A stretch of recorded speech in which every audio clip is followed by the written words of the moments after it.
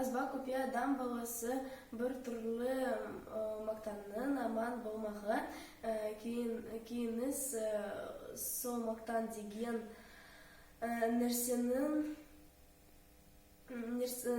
мен екі тұрғысын байқадам. Біреуін атын үлкендік деп атаймын, біреуін мақтаншылық деймін. Үлкендік адам ішінен өзін-өзі бағалы есеп қылмақ. Яғни надан атын басталған, жеңіл атын басталған, мақтаншақ атын басталған, әдепсіз, арсыз, байласыз, пайдасыз, сұрамшы, өсекші, отырықшы, алдамшы, кеселді. Осында жарамсыз қалықтардың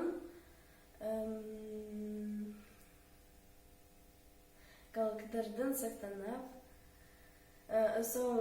сау мінездерді бойына құрылық болып, өзін оңдыран зор есептемек. Бұл мінез ақылдардың, арылардың, арқықтардың мінезі. Олар өзіңді жақсы демесе, мейлі болсын, жаман дегізбесем екен деп азаптанады.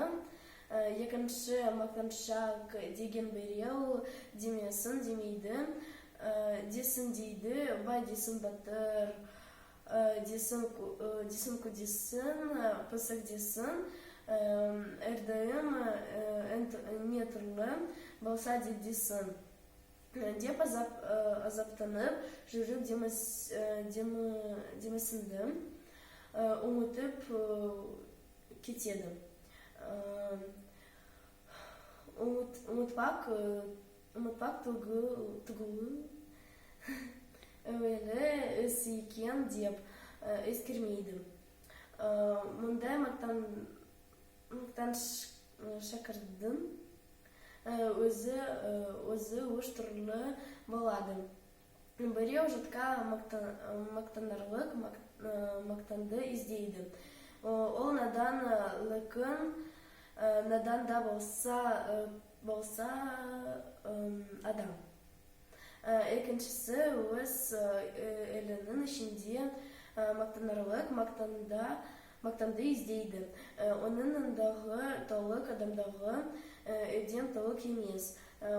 Үшінші өз үйіне келіп айтпаса, я ауылындағы ғана келіп айтпасы, өзге кісі көстімайтын мақтанда іздейді. Ол наданы лықын өзі адам